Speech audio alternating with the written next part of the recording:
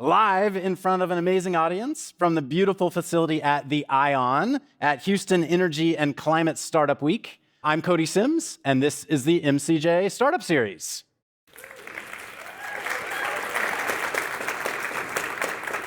Our guest today is Zach Dell, co-founder and CEO at Base Power Company. Base is aspiring to build a reliable and affordable home energy service powered by distributed batteries. Their technology supports the grid during times of peak need and protects customers during outages. They claim to do this at a fraction of the cost of other solutions.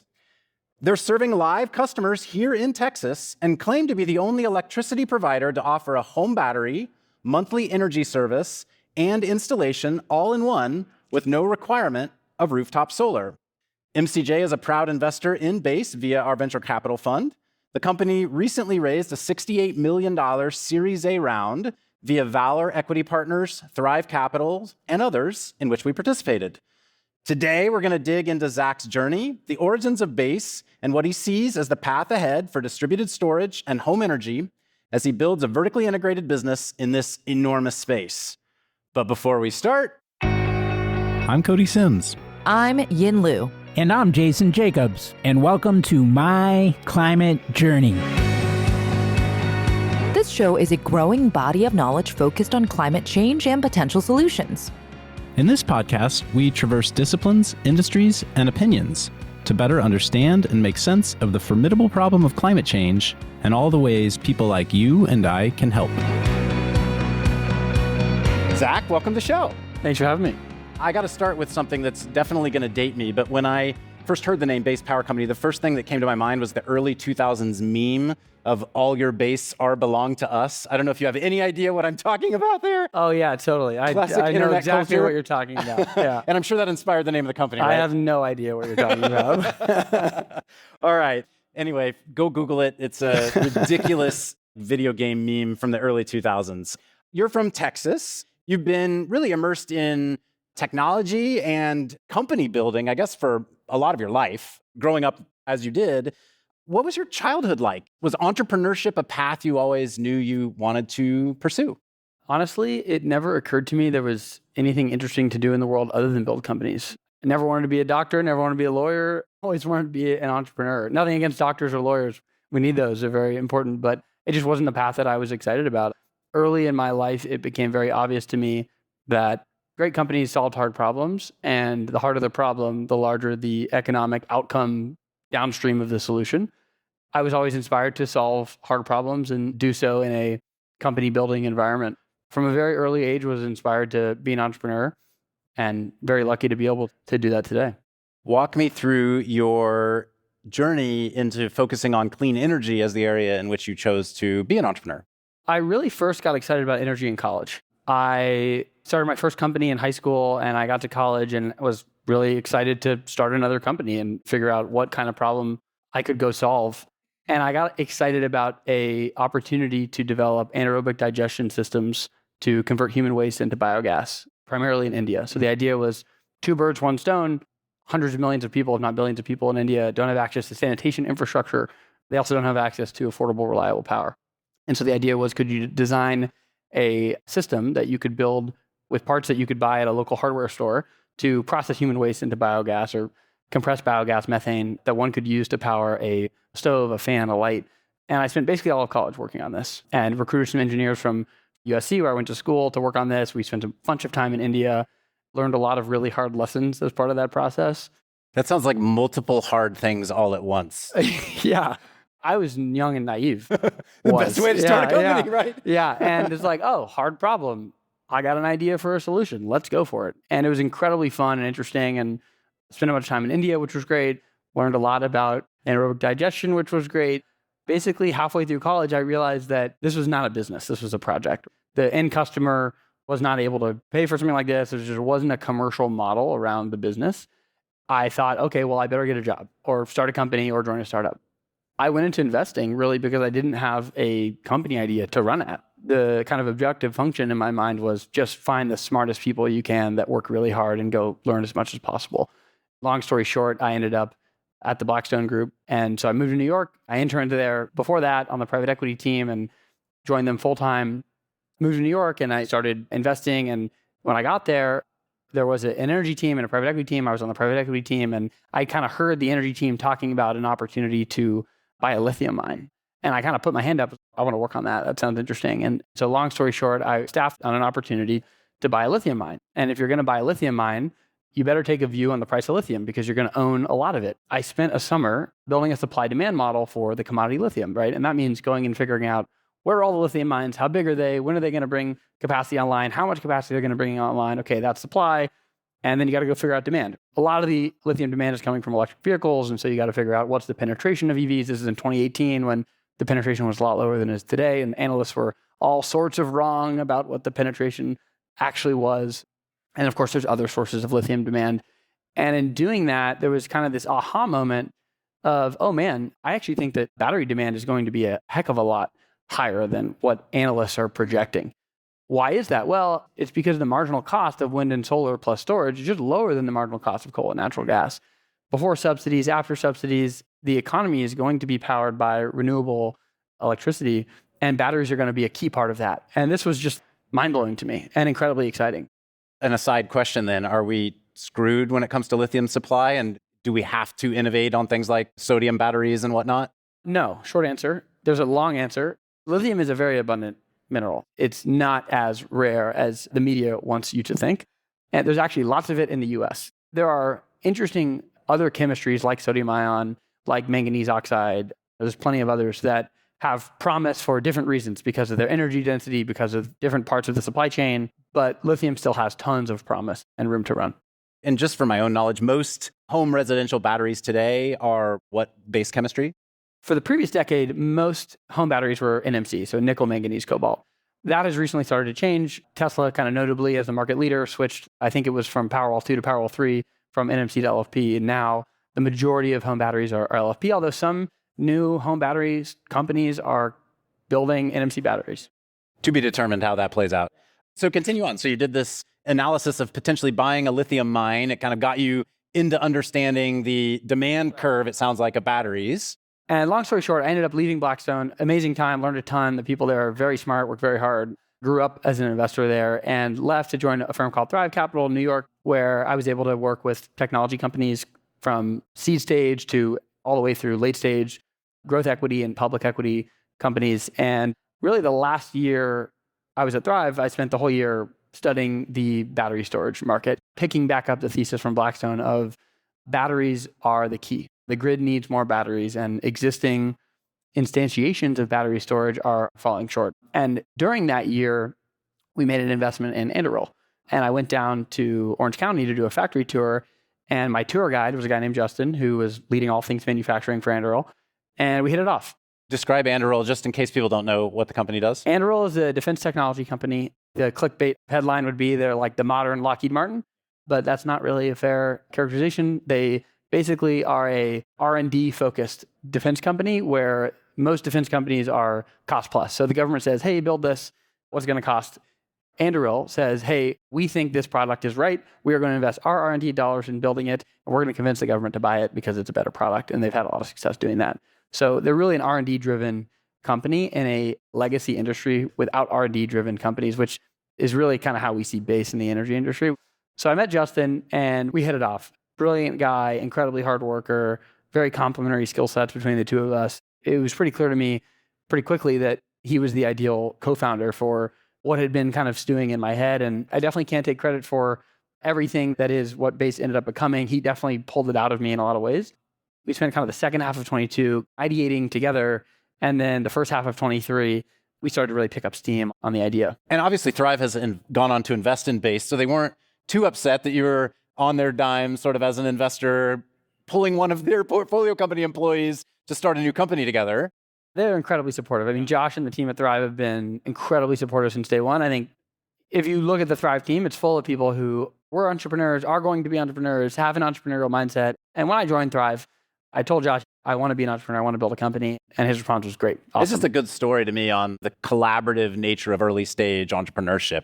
If you do good things, you can attract talent around you, and that talent tends to stick with you across multiple projects. Absolutely. The Thrive team was crucial in getting Base off the ground. Share a little bit more about Justin's background. So Justin's from Detroit, grew up in the auto industry, studied mechanical engineering at Michigan, went to SpaceX right out of college, was kind of promoted across different programs at SpaceX, and then eventually was tapped to go build the launch site for Starship and was one of the first people down at Boca, just an incredible engineer and operator. And then one of the first people on the hardware manufacturing operations side at Anduril, stood that up at Anduril for a little over 2 years. And then we met and started working together. Building the launch operations at Starship, that guy has seen probably incredibly stressful operating environments, I would imagine. That is putting it very lightly, yes. Any stories that he shared with you that you're at liberty to share? I'll let him share those stories. Justin is an execution machine. And I think a lot of those skills he learned working for Elon and working with the SpaceX team.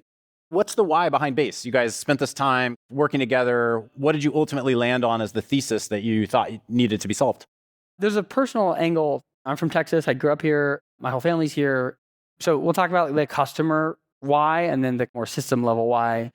On the customer end, folks in the audience, some of you I imagine are from Texas or lived here over the last decade. But really, actually, if you lived anywhere in the country, in the US over the last decade, your power has gotten more expensive and less reliable, which is totally crazy, actually. Especially when we're in a phase where supposedly the cost of power is going down, the cost of generation. Exactly. So the cost to create power has gone down pretty dramatically, actually, over the last decade when solar, other renewable resources gaining scale. But the cost to move power, the cost of transmission and distribution has gone up. And so if you've lived basically anywhere in the country, your power has gotten more expensive over the last decade. Think about all the things in the country that have all the technologies, everything that's gotten better over the course of the last decade. And our electricity has gotten more expensive and less reliable. And so the mission of the company is to reverse that. We want to bring affordable and reliable power first to Texans and eventually to the rest of the country. That's really the customer reason. The system level reason really comes from this understanding of the grid at a system level. And the grid desperately needs more battery storage. If you look at existing battery storage technology, it's been a really good asset class over the last couple of decades. Every major asset manager owns a battery storage platform. Blackstone, the firm I was at, owns IPA Power. BlackRock owns Jupiter Power. Apollo owns Broadreach Power. Ares, Brookfield, all these guys own massive portfolios of utility scale storage. These have been 10, 20% levered IRR asset classes over the last decade or two, but they're fundamentally limited for two reasons. One is interconnect capacity. So if you want to get a utility scale battery grid connected, depending on where you are in the country, it takes anywhere from 5 to 10 years, which just adds a bunch of cost. This is because at utility scale, the batteries tend to live next to power generation. They're co-located or close to co-located? That's part of it, and that's true for some of the utility scale batteries, but it's really a combination of it's a permitting problem, it's a part availability problem, so there's a massive shortage of transformers, and then it's partially just a trucks and crews and poles and wires kind of manual orchestration problem. We're talking like shipping container in the middle of a farm field batteries. Getting them grid connected is just really difficult. It takes a lot of time. The other constraint is transmission. So you have transmission congestion. Houston is a great example of this. You have tons of power demand. You don't have a lot of generation in the city of Houston. It's really hard to get power in and out. These utility scale battery developers will spend millions of dollars and a ton of time trying to figure out where to put their battery. You study the grid, the nodes, and the load zones. You say, okay, we're going to put the battery here. And then 5 years later, 7 years later, 10 years later, when you get the battery grid connected, the grid has changed and your answer is wrong. And so that's a problem. You bought the land and you got it sited and you bought the interconnect there and you have all these things going. And so we're kind of looking at these two constraints, this transmission constraint and this interconnection constraint, and saying, well, what if we deployed storage where the grid already is? So we don't have to wait in the interconnect queue, co-located with the power load. Where the grid is already consumed, I guess, where it's heavily dense. Right, co-located with the power load. So we can kind of circumvent these two constraints of transmission constraints and interconnect. And residential became the answer for that kind of immediately? Residential, we think, is the place to start. Commercial is very interesting too. Now, commercial is a can of worms because there's big industrial sites and then there's Whataburgers and Wendy's and Chick-fil-A's. We think the latter is probably more addressable for a base type product in the near future than more kind of industrial scale solutions. But the reality is most of the peak demand, specifically in Texas, but really all over the country, comes from resi HVAC. In the summer, in August, it's hot as heck in Houston, and you're going to crank your AC, and that drives up the demand for power, which drives up the prices. If you can put batteries where the load is on the homes, you can deal with that issue more effectively. Just thinking about the current technology capabilities of our existing utilities, you mentioned Whataburger.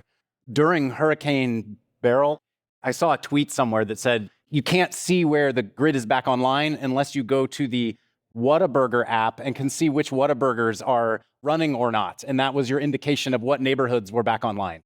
Visibility into the power grid is a hard problem to solve. That's amazing.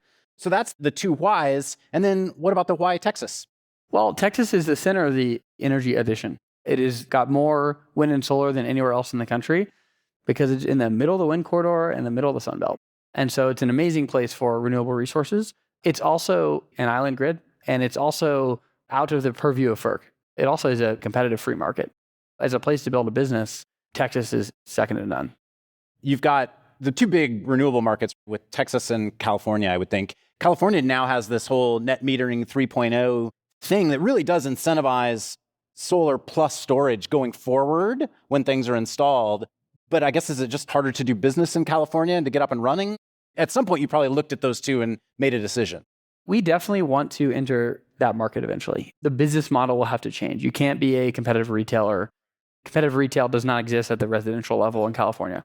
And so if we showed up to PG&E and said, hey, PG&E, we're a startup. We got these batteries and this software, and we'd really love to do business with you.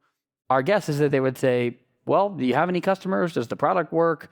Do people like it? And so it's not a very good place to start. So we figured, hey, let's start in the free market, land of the free, go down to Texas, start in the free market, build a business, build a product that customers love, that they want, that they tell their friends about, they sign up for, refine the product, make it better, and then go to the regulated states where we can partner directly with the utilities and help them lower their system costs, which will ultimately help them lower their rates that they charge their ratepayers. And you have to be good at a number of things. You have to be good at marketing and sales. We haven't even gotten into how the business works yet, which we will do. But are there one of these problems you have to solve right now at the very earliest stages when you're in the process of signing up hundreds of customers? At the end of the day, if you don't have customer love, you don't have a business. If you're selling a product that is a nice to have, or you have to convince someone why they want it, it's going to be a real hard road. The first thing, first and foremost, is just build a product that is a no-brainer.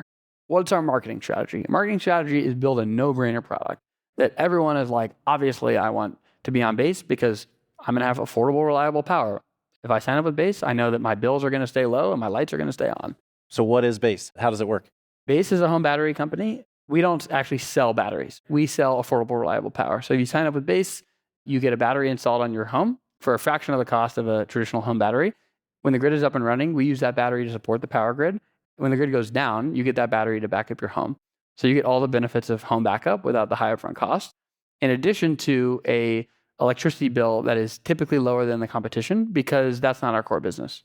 As a homeowner, I'm not buying this thing up front. I'm not having to finance $15,000 or $20,000. You're coming and installing it. I guess I pay a small installation fee, but That's right. It's your battery. Base owns it. Is that right? That's right. So our view is that us as a market participant, we can internalize the value of that battery a lot better than the homeowner can. So when the grid is up and running, when you don't need that battery, there's not a lot that you can do with it as a homeowner to extract value from it. And we can get value from that battery because we can use it to support the power grid. The home battery market for the last decade has been this premium product valence. Batteries have had this premium valence. The Powerwall, the Enphase battery, they're like shiny, made of glass. They like go on the wall. They cost $20,000. They're like really pretty. Batteries are amazing, but they're not premium products. It's an efficiency box. It's a savings machine. And we think that batteries should be sold as such. We deploy batteries as grid assets, and we internalize the value of those assets, and we share that value with the customer in the form of a lower electricity rate and affordable backup. To some extent, it's a little bit of an evolution of the rooftop solar leasing. Am I crazy trying to draw those parallels in my mind?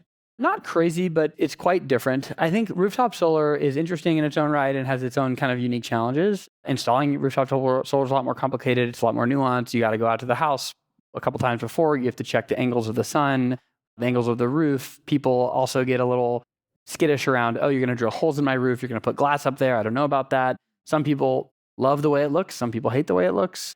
We think that battery should be a no-brainer for every home. Every home should have a big battery in it that load balances with the grid. Describe the battery that you install. So today we install a 20 kilowatt hour battery. So it's one of the larger home batteries you can get on the market, but we are working on a 30 kilowatt hour home battery. That'll be our Gen 2 product. That'll provide you with even more backup. And the battery is designed to support the entire home's power load. So you get whole home backup.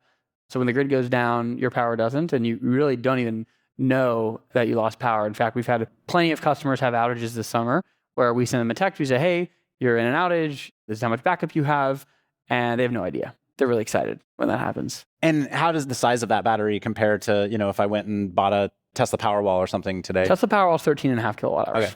2x plus larger. Not quite today, but Gen 2 will be over you're twice 20. the Yeah, size. you're telling 20 kilowatt hours Exactly. today. Yeah.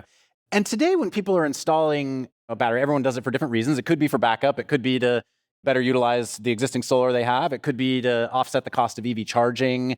As you're talking to customers, are you hearing why typically people look for storage? And maybe here in Texas, given the history of the last few years, it's a more obvious answer than in other parts of the country. I don't know. I think it's very simple.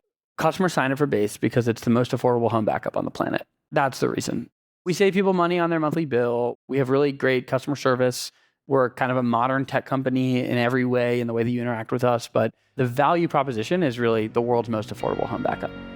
Hey everyone, I'm Yin, a partner at MCJ Collective, here to take a quick minute to tell you about our MCJ membership community, which was born out of a collective thirst for peer-to-peer learning and doing that goes beyond just listening to the podcast. We started in 2019 and have grown to thousands of members globally. Each week, we're inspired by people who join with different backgrounds and points of view. What we all share is a deep curiosity to learn and a bias to action around ways to accelerate solutions to climate change. Some awesome initiatives have come out of the community. A number of founding teams have met, several nonprofits have been established, and a bunch of hiring has been done. Many early-stage investments have been made, as well as ongoing events and programming, like monthly Women in Climate meetups, idea jam sessions for early-stage founders, climate book club, art workshops, and more. Whether you've been in the climate space for a while or just embarking on your journey, having a community to support you is important. If you want to learn more, head over to mcjcollective.com and click on the Members tab at the top. Thanks, and enjoy the rest of the show. On your end, the business model is you're not selling batteries, you're actually participating in the energy markets with the electrons that the battery is storing. Can you explain a little bit about how that works?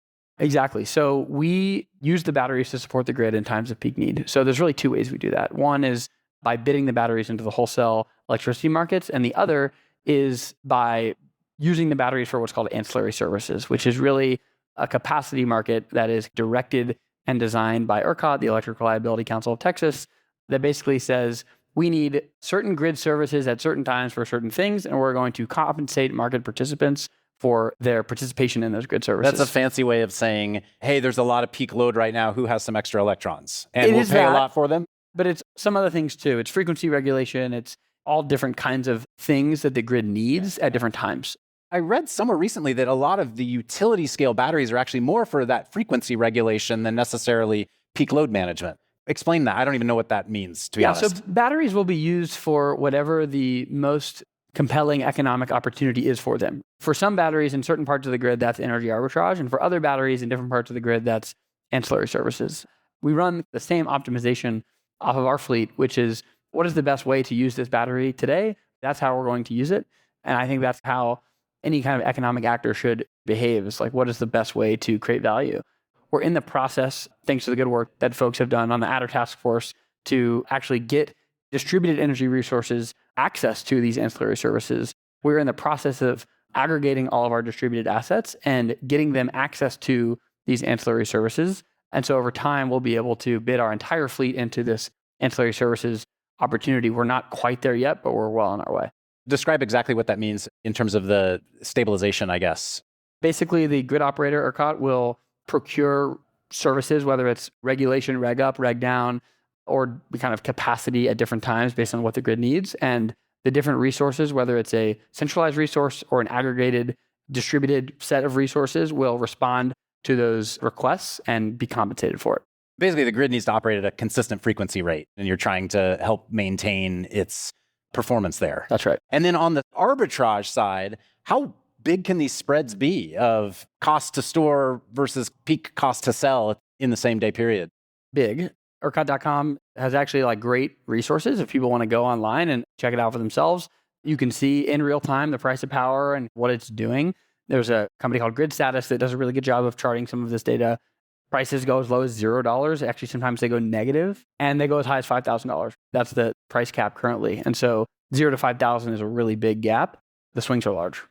So that's the business opportunity that you would then participate in as Base is if you can store it at 0 and sell it at 5,000, you keep the profit. Buy low, sell high. That's a good business model. It's been proven. Explain a bit about where you guys are. You launched the company pretty recently. We started the company in June of last year. We launched the product in May of this year. We've got a couple hundred customers with batteries on their homes. We're supporting them. We were supporting them all summer. We had many customers experience outages throughout the summer. We started north of Austin. So the company is based in Austin. Our first customers were kind of Encore territory north of Austin. So Pflugerville, Georgetown, Hutto, Round Rock, Temple, Taylor, Killeen. We're now moving north up to Fort Worth, Dallas area. We'll launch Houston sometime probably early next year. Describe your ideal customer. In terms of what their existing residential energy plan looks like, is it new construction? Is it retrofits? It's a homeowner who wants to save money on power and keep their lights on. The market is really anyone who wants to save money on power and get access to home backup. Look, if you live on a hospital grid or you've never experienced a power outage, you're probably not looking for a home backup solution. Now, you might be interested in supporting the power grid in times of peak demand and lowering your electricity bill, in which case Base is a great option for you. But the customers that come running to Base are those who have frequent power outages. So if you work from home, if you have young kids, if when the power goes out, things get really bad, Base is a great product for you. Right now, are you doing full retrofits? You're not constrained to new construction, for example? No, we are working with home builders, and we're going to announce a partnership soon with a major publicly traded home builder that we're really excited about. Our existing customers are actually 100% retrofits. Is there a certain amount of daily or monthly power consumption or size of home that you're using to qualify leads? The question I'm getting at is resi installation just scares me because it can be so variable. And so as you're at an early stage startup trying to qualify, of the 100 inquiries we got in the last month, here are the ones we're going to focus on. Absolutely. So really big houses, so 10,000 square feet, 8,000 square feet, 6,000 square feet with a massive pool and 4 AC units, you're probably not a great fit because the battery's not going to last that long. You're pulling ridiculous amounts of power. Smaller homes, medium-sized homes, average power consumption, that's an awesome fit.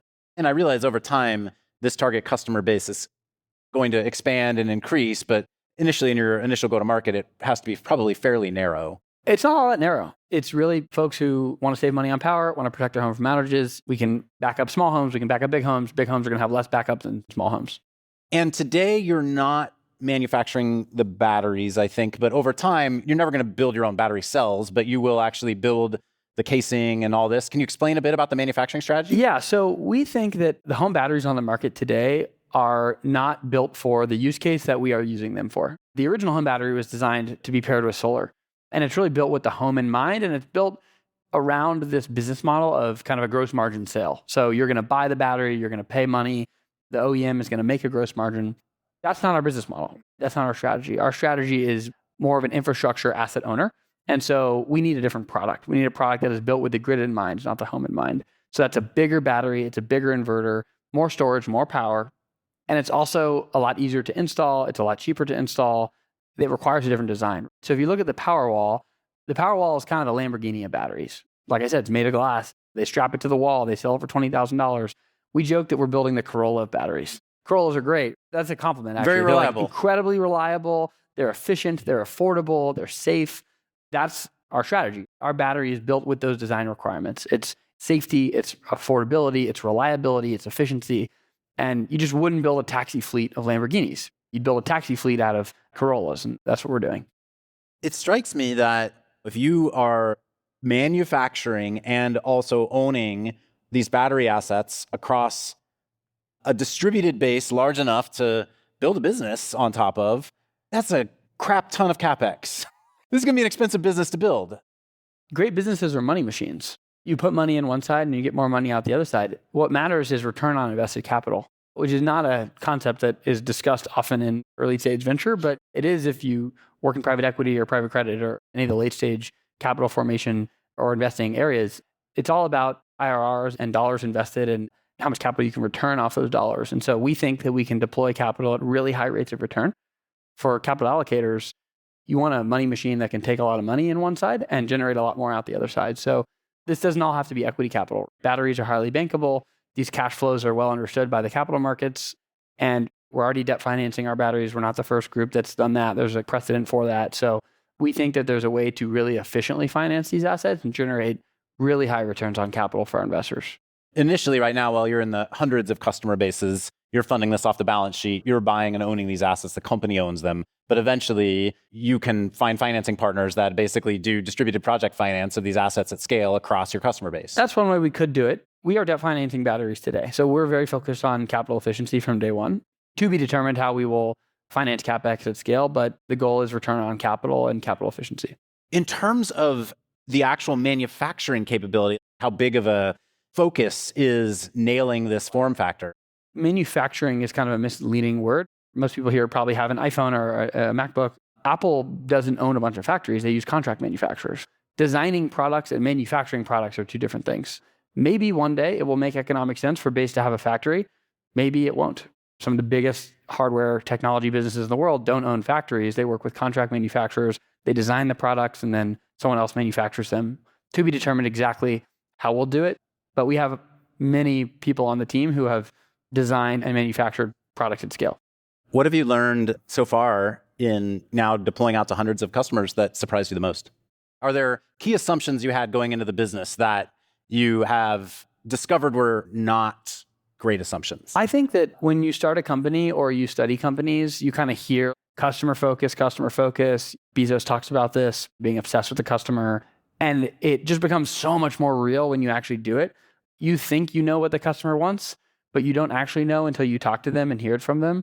And customer feedback is just this incredibly valuable thing. And getting out, going to the house, talking to the customer, shaking their hand, answering the phone, talking to them, reading what they say all day long and their text messages to you. It's just like incredibly valuable feedback. And so it's not necessarily something that I hadn't heard. It was just surprising how true it actually is. What's been surprisingly easy?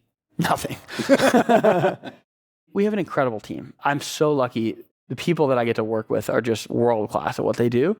A lot of the things that I thought would be really freaking hard are still really freaking hard, but made a lot easier because I'm surrounded by some of the best people out there. I've just been blown away by the effectiveness of our team. It's made this challenge feel more palatable. What's the culture like? What's it like to work at Base? It's intense. It's an intense culture. I'll be totally honest. It's not an easy place to work. We work really hard. We're very direct. I think people challenge each other. We're in person in Austin, but it's incredibly fun and it's incredibly fulfilling. Last night, I was in the office, 9 p.m., music playing, there's 20 people there, not blasting. It's not a party, right? It's like, people laughing and high-fiving and, there's maybe a meeting happening over there. There's some light music happening in the area where everyone works. It's just an incredibly high energy place to work because you have a lot of people who are very passionate about the mission, who have left companies like SpaceX, like Tesla, like Apple, like Anduril, have picked up their lives, moved to Austin to come solve a really hard problem. It is a place that attracts really smart people, really ambitious people, really hardworking people, and people who relish the opportunity to be in the eye of the storm. Are there companies you model Base off of that you say, oh, I like the culture of that company? Our first 4 people outside of myself were all from SpaceX. And so I think that there's a lot of SpaceX culture at our company. There's a lot of Tesla culture at our company. Everyone's definition for good is just the best they've seen. And so everyone takes their definition for good and brings it to Base. I have my own definition from good that I learned at Blackstone and Thrive. Justin has his definition for good that he learned at SpaceX and Anduril. Jared, same thing. Cole, same thing. Dana, Michael, our early people brought their definition of good and whatever the thing is to the company. And we're all trying to redefine it for each other. You guys just raised a lot of money for a company of your age, honestly. Where are you investing in terms of team talent right now? Like, what are the big areas you're trying to bring into the company? The company is about 75% engineering. It's mostly engineers, hardware, software, firmware, and then deployments engineers. So like manufacturing engineers, process engineers, industrial engineers. And then we have folks on the growth side, marketing, advertising, sales. And then we have policy, supply chain, those kinds of things. So those are kind of the main areas. I feel very strongly that the company's most valuable asset is its team. We are incredibly focused on attracting the best people in the world to come work at Base. If anyone's listening or in the audience and is excited about the problems that we're solving, the work that we're doing, and wants to be a part of a really high-performing team that works really hard, shoot us an email, zach@basepowercompany.com. You can email careers@basepowercompany.com. You can apply online. We want to hear from you. Our core focus is building the best team in the industry. It strikes me that you're building in a space that is, for the most part, dominated by regulated monopolies or pseudo-monopolies that have been around for 100 years in many cases are incredibly quality focused in terms of what they have to do. They can't screw up. That is what they have to be focused on all day long. If they screw up, lives are lost. There are real problems. You're coming in as a startup going after that space. Do you think you can build a move fast and break things sort of technology forward, essentially utility? Like that's what you're trying to do, right? We think about it as move fast and fix things. We have this culture at Base where if you find a problem, that is an awesome thing. I think at most companies, if you find a problem, you don't really want to tell people. You're like, oh man, I don't want to be the person that reports this problem. My manager is going to get all angry. At Base, if you find a problem, it's like, whoa, problem, sound the alarm, we got a problem, and everyone swarms and we go solve that problem ASAP. You're rewarded. High five, good job, you found a problem. Problems are just opportunities to develop solutions, and you stack solutions on top of each other, and now you have a competitive advantage. What do you think a technology-driven utility company looks like as you continue to build this thing? It's a company that knows how to do a lot of different things well. So build hardware, build software, deploy systems in the wild, deal with customers, build a brand, deal with the regulatory environment, have efficient financing. It's a lot of things done well at the same time. We think of our business as a complex coordination problem. That's kind of the moat. It's degree of difficulty. It's that you have to do a lot of things at the same time that are very difficult, and you can't really screw any of them up. Right now, you are piggybacking essentially on the grid, storing energy and solving a problem for customers, but building a business, again, as we talked about, on the spread of the price of electrons there. Do you think you'll supplement that storage with other grid participation in the future? Will you get into power generation down the line? Could you own an asset of solar farms, for example? Short answer, yes. The longer answer is that batteries and solar are like peanut butter and jelly. They're incredibly complementary. And we are studying the solar opportunity, and we think we have some really exciting things to bring to that market. We're really focused on deploying batteries today, but eventually we will likely bring a solar product to market. What the shape of that product is exactly, I can't explain in detail today. We're excited about distributed power on the power grid. And if you come to our office, what's happening in that room? It's hardcore engineering to solve problems to make the power grid more scalable. And that definitely will include generation. One critique of batteries that I've heard, which is counterintuitive, is if they're storing when energy is the cheapest, sometimes that can be at night and it can be coal or it can be gas. And then they're releasing when there's peak demand, that could be in the afternoon when there's actually a lot of renewables online, and they start competing with each other to where you're actually disincentivizing renewables by having storage. I think that's a short-term problem personally. As the cost of renewables continues to plunge, that will go away over time.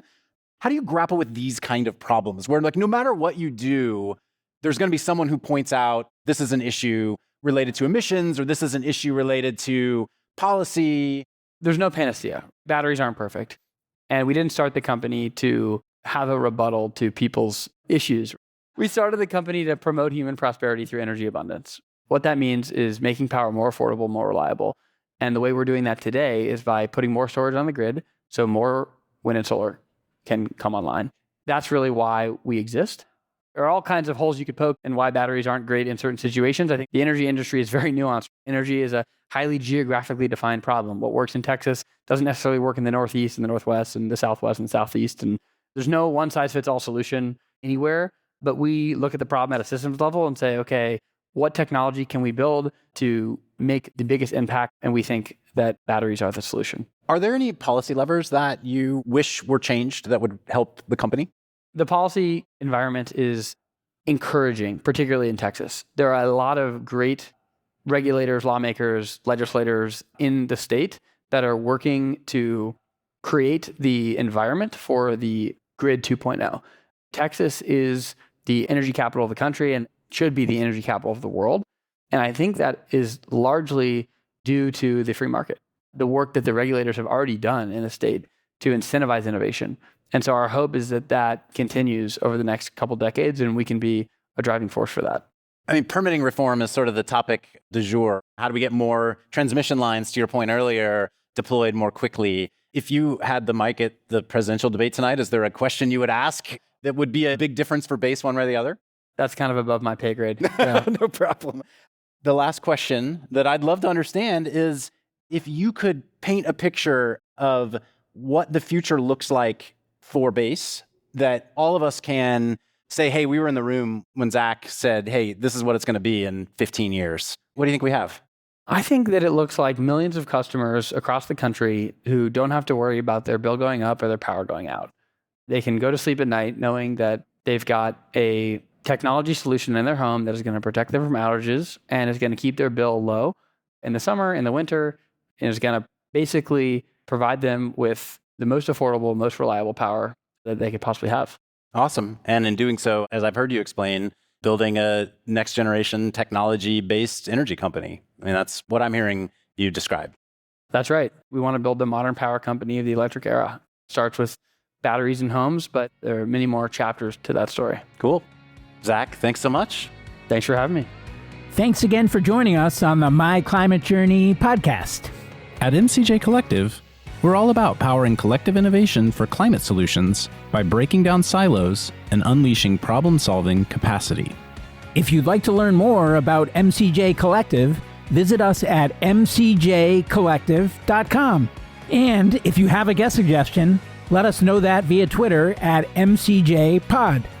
For weekly climate op-eds, jobs, community events, and investment announcements from our MCJ venture funds, be sure to subscribe to our newsletter on our website. Thanks, and see you next episode.